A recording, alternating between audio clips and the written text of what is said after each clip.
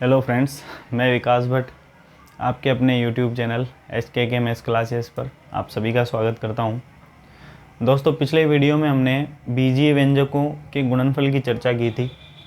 आज के वीडियो में हम दोस्तों बीजीय व्यंजकों से संबंधित जो भाग हैं उनकी हम चर्चा करेंगे। छोटे जो भाग हैं उनकी चर्चा हम आज की वीडियो में करेंगे और जो बड़े भाग हैं उनकी चर्चा हम अगले वीडियो में करेंगे। तो चलिए दोस्तों, शुरू करते हैं वीडियो को। तो दोस्तों, आज हमें जो चर्चा करनी है वो किस टॉपिक पे करनी है? बीजीय व्यंजकों का भाग, इस टॉपिक पे हमें चर्चा करनी है दोस्तों। तो काफ़ी आसानी से आपको समझ में आएगा, बस ध्यान से उसको देखिएगा और आप टॉपिक को काफ़ी आसानी से क्लियर कर पाएंगे। तो बीजीय व्यंजकों का भाग हमें देखना है दोस्तों आज। तो एक चीज़ समझिएगा, यहाँ जिस तरीके से हम गुणा कर रहे थे ना, तो हमें तीन चीज़ों का ध्यान रखना था। यहाँ भी हमें तीन चीज़ों का ध्यान रखना है। तो भाग हम लगाएंगे ना दोस्तों जब भी, तो हमें तीन चीज़ों का ध्यान रखना है। एक तो हमें चिन्हों का भाग देना पड़ेगा। तीन सेक्शन होंगे उसके। पहला सेक्शन क्या है दोस्तों? चिन्हों का भाग। दूसरा सेक्शन क्या होगा? दूसरा सेक्शन हो जाएगा दोस्तों संख्याओं या अचर पदों का भाग, या गुणांक कह सकते हैं। संख्याओं, अचर पद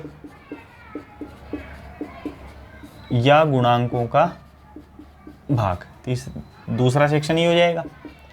और तीसरा सेक्शन क्या होगा दोस्तों? चर पदों का भाग। ये तीन सेक्शन हमें इसमें समझने पड़ेंगे कि जब भी हम भाग लगाएंगे तो तीन चीज़ों का हमें ध्यान रखना है, तीन सेक्शन का हमें ध्यान रखना है। पहला जो है क्या है? चिन्हों का भाग लगाना पड़ेगा।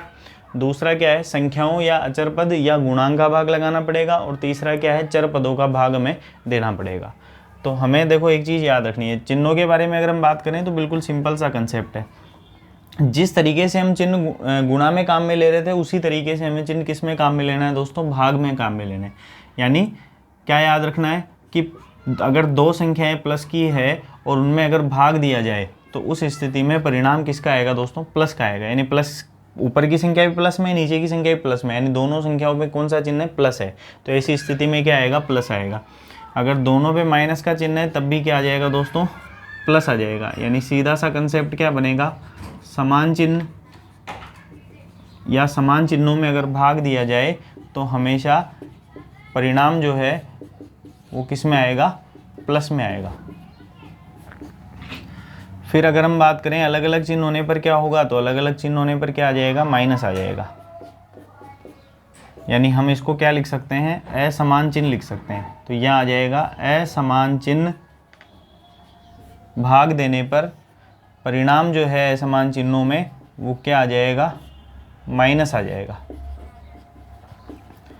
तो ये तो होगा बेसिकली चिन्हों से संबंधित भाग, कि चिन्हों में किस तरीके से भाग दिया जाएगा। तो बिल्कुल सिंपल है, जिस तरीके से हमने गुणा किया उसी तरीके से हम चिन्हों का क्या कर सकते हैं? भाग कर सकते हैं।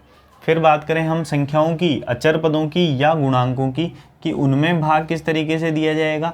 तो उनमें भाग दिया जाएगा दोस्तों सामान्य तरीके से।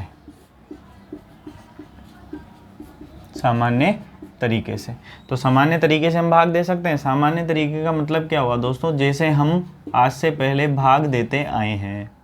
जैसे मान लीजिए 15 है, ऊपर नीचे 3 है, तो भाग लगाने पे क्या आ गया दोस्तों? 5 आ गया।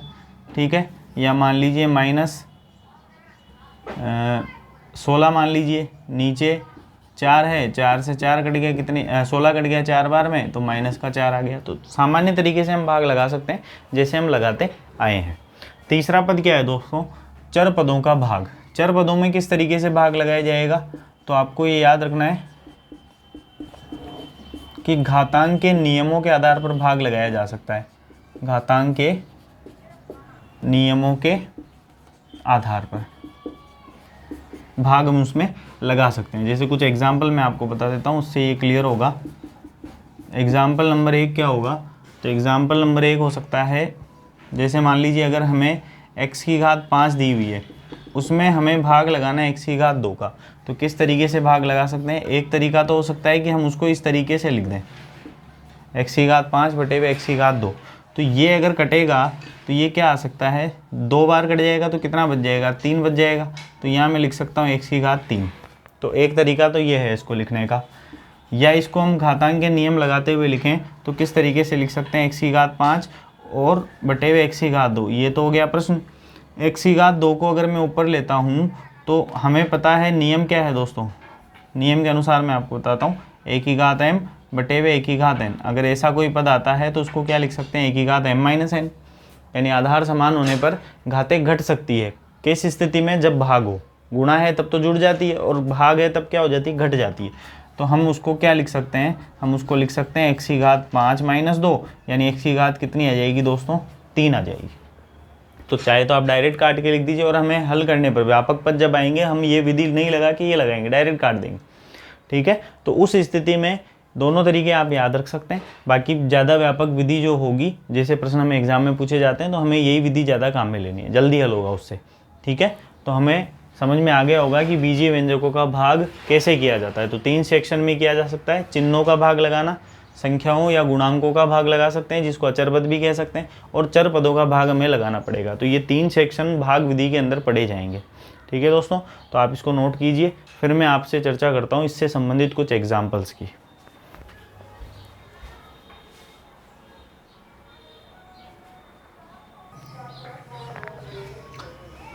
ध्यान दीजिए दोस्तों, तो ये 2 एग्जाम्पल हैं जो भाग विधि के लिए हम काम में ले रहे हैं यहाँ।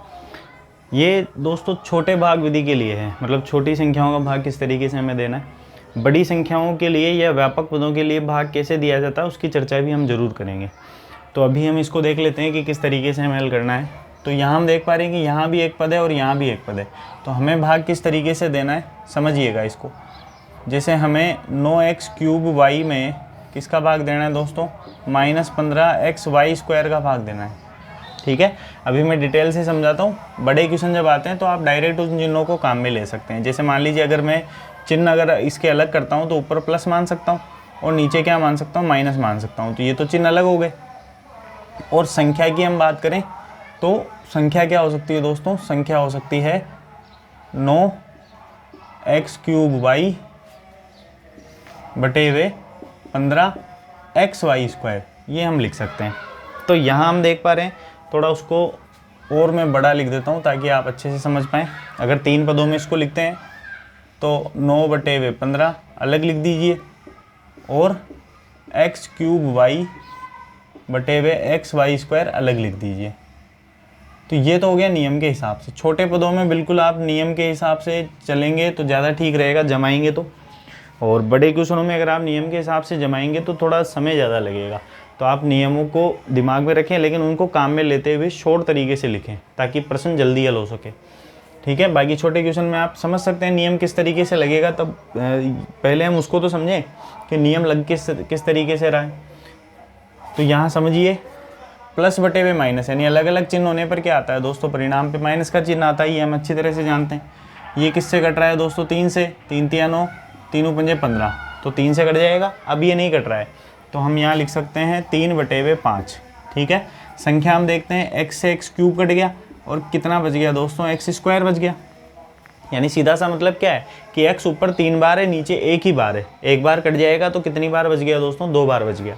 फिर हम आगे चलते हैं, y से ये y² कट गया और केवल क्या बच गया, y बच गया। यानी y एक बार है, यहाँ 2 बार है, तो 2 बार में से एक बार कट जाएगा और एक बार बच जाएगा। यानी नीचे क्या आ गया दोस्तों, y आ गया। तो यहाँ आ गया x² बटे हुए y। तो ये इसका आंसर होगा दोस्तों, -3 बटा 5 x² बटे हुए y। ये इसका आंसर आ जाएगा। तो आपको समझ में आया होगा कि किस तरीके से हमें एक पद में एक पद का भाग देना है। ठीक है, अब यहाँ हम देख पा रहे हैं कि जो एग्जाम्पल नंबर 2 है वहाँ एक से ज़्यादा पद हैं और हमें भाग देना है केवल एक ही पद का। तो ऐसी स्थिति में कैसे भाग दिया जाएगा, देखो प्रश्न डिफरेंट है, तरीके इनके एक ही हैं वैसे, बाकी थोड़ा बहुत चेंजेस उसमें होगा, उसी को हमें समझना है। सॉल्यूशन क्या हो सकता है इसका, उसके बारे में देखते हैं क्या हो सकता है इसका सॉल्यूशन। तो हमें भाग कैसे देना है उस चीज़ को समझिएगा। 10pq² - 15p² plus 8p³ q²। इसमें हमें किसका भाग देना है दोस्तों, -5pq का भाग देना है। ठीक है, तो हमें किस तरीके से उसको लिखना पड़ेगा ये समझिए पहले तो हमें इसका भाग देना है पूरे पद में। तो हम इसको देखो, ये 1 2 और 3 तीन पद हैं, तो हम तीनों को अलग अलग कर देते हैं। तो ये हो जाएगा 10pq²। इसमें हमें भाग लगाना है -5pq का। फिर अगला पद क्या हो गया, -15p²q। इसमें भी हमें भाग लगाना है -5pq का। और फिर अगला पद क्या हो गया, +8p³ इसमें भी हमें भाग लगाना है -5pq का। तो इस तरीके से हम इसको लिख सकते हैं दोस्तों।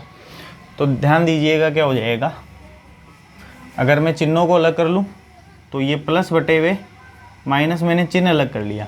ठीक है, और संख्या में आगे लिख रहा हूँ ऐसी की ऐसी 10pq² बटे हुए 5pq। ये पहला पद है इसका। तो ये 5 से 10 कट गया दोस्तों 2 बार में, p से p कट जाएगा और q से q² कट जाएगा, लेकिन एक बार q यहाँ बच जाएगा। तो बचने वाले जो पद हैं वो क्या हो गए, 2 और q हो गया, नीचे कुछ नहीं बच रहा। ठीक है, तो मैं इसको लिखते जाता हूँ साथ के साथ, ये आप एक साथ लिख लीजिएगा, एक साथ लिखेंगे ज़्यादा ठीक रहेगा। ये पद हमने हल कर लिया है। आगे चलते हैं, आगे चिन्ह में दिखाई दे रहे हैं माइनस बटे हुए माइनस, ये चिन्ह में दिखाई दे रहे हैं। ठीक है, और संख्या क्या दिखाई दे रही है, 15p² बटे हुए 5pq, ये संख्या हमें दिखाई दे रही है। चिन्ह हम अभी देख लेंगे। संख्या देखते हैं, 5 से ये कट गया 3 बार में, 5 से 15, और q से q पूरा कट गया। p से p² काटेंगे तो p बच जाएगा दोस्तों, क्या बच जाएगा, p बच जाएगा, यानी 3p यहाँ बच रहा है। आगे की बात करते हैं, ऊपर तो है चिन्ह प्लस का, नीचे चिन्ह है माइनस का। ठीक है, संख्या लिख देते हैं, संख्या हो गई 8p³ और नीचे क्या हो गया दोस्तों 5pq। संख्या कटेगी नहीं, 5 का भाग 8 में नहीं जाता है, लेकिन p से p³ कट गया और p² बच गया दोस्तों। ठीक है, और q से q² कट गया, लेकिन क्या बच गया, q बच गया। तो आप समझ पा रहे होंगे क्या बच रहा है और क्या कट रहा है। आगे लिखते हैं दोस्तों, प्लस बटा माइनस क्या हो गया, माइनस हो गया, और यहाँ बच गया 2q। फिर आगे देखो, अब यहाँ आप समझिएगा कि ये गुणा के रूप में कन्वर्ट हो चुके हैं। यहाँ डॉट लगा रखा है मैंने, तो ये भाग तो हम कर ही रहे हैं, साथ में जो पूरे पद है ना अलग अलग, वो गुणा के रूप में माने जाते हैं। तो यहाँ हम इनको जैसे मान लीजिए मैंने डॉट लगा दिया या गुणा लगा सकते हैं, बात एक ही है। ठीक है, तो यहाँ आप देख पा रहे हैं माइनस बटे हुए माइनस, तो माइनस से माइनस ही क्या हो जाएगा, प्लस हो जाएगा। ठीक है, और ये संख्या क्या बच गई दोस्तों, 3p बच गई। फिर चलते हैं आगे, प्लस बटे हुए माइनस क्या हो गया दोस्तों, माइनस हो गया, और यहाँ क्या बच गया 8 बटे हुए 5 और p²q, p²q। तो ये संख्या बच जाएगी दोस्तों। प्लस बटे हुए माइनस माइनस हो गया, 2q ऐसा का ऐसा, माइनस बटे हुए माइनस क्या हो गया, प्लस हो गया, और 3p ऐसा का ऐसा, और यहाँ माइनस प्लस बटे हुए माइनस क्या हो जाएगा, माइनस, और 8 बटा 5 p²q ऐसा का ऐसा। तो हमारे पास जो पद है दोस्तों, ये तीनों कैसे पद हैं, अलग अलग पद हैं। तो यही इसका क्या माना जाएगा, आंसर माना जाएगा। क्योंकि अगर समान पद होते तो और आगे हल किया जा सकता था, लेकिन ये समान पद नहीं होके क्या है, असमान पद हैं, इसलिए हमें यहीं तक हल करना है, यही इसका आंसर होगा। ठीक है दोस्तों, तो आप इसको अच्छे से नोट कीजिए और उम्मीद है कि आपको ये समझ में आया होगा। आप इसको नोट कर लीजिए, फिर हम आगे की बात करते हैं।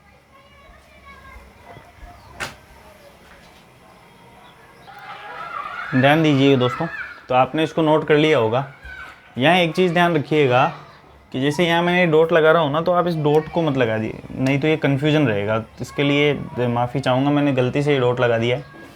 ये डॉट नहीं लगाना है आपको, डॉट, क्योंकि ये जो चिन्ह है ना, ये ऐसे कैसे यहाँ काम में आ जाएंगे। यहाँ गुणा नहीं होगा, सॉरी, गुणा तो तब होगा जब इसको हम उल्टा करेंगे, यानी भाग का उल्टा हम लिखेंगे तब उसको गुणा लिखा जाएगा। लेकिन यहाँ हमें सीधे सीधे भाग लगाना है। भाग लगाते हुए बीच में कौन से चिन्ह आएंगे, तो जो चिन्ह उनके ऊपर लगे हुए हैं ना पहले से, वही चिन्ह ऐसे कैसे आ जाएंगे। तो बिल्कुल सिंपल तरीके से ऐसे कैसे चिन्ह हमें लगा देना है, गुणा नहीं करना है, इस चीज़ का ध्यान रखना।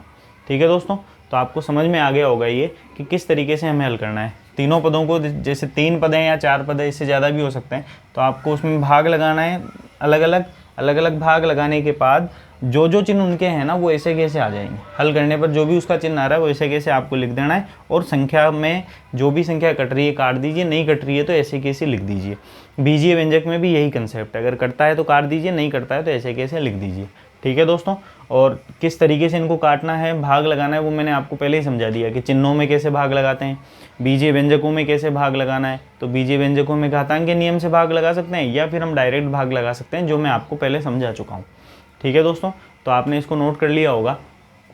तो दोस्तों आज का जो सेशन है आपको अच्छा लगा होगा। आज हमने नॉर्मल इसके भाग देखे हैं कि छोटे पदों में भाग किस तरीके से दिया जा सकता है। अगला जो वीडियो होगा उसके अंदर मैं आपको बड़े पदों में भाग लगाने की प्रक्रिया समझाऊंगा कि बड़े पदों में किस तरीके से भाग लगाया जाता है। ठीक है दोस्तों, तो आज का जो सेशन है उसी को हम यहीं विराम देते हैं। बहुत बहुत धन्यवाद आज का जो सेशन है उसको बहुत ध्यान से सुनने के लिए, ध्यान से लिखने के लिए और ध्यान से समझने के लिए। तो अगर आपको वीडियो पसंद आ रहा है दोस्तों तो लाइक कीजिए, शेयर कीजिए और सब्सक्राइब करना मत भूलिए दोस्तों। ज़्यादा से ज़्यादा लोगों तक इसको पहुंचाइए, शेयर कीजिए। ठीक है दोस्तों, जय हिंद, जय भारत।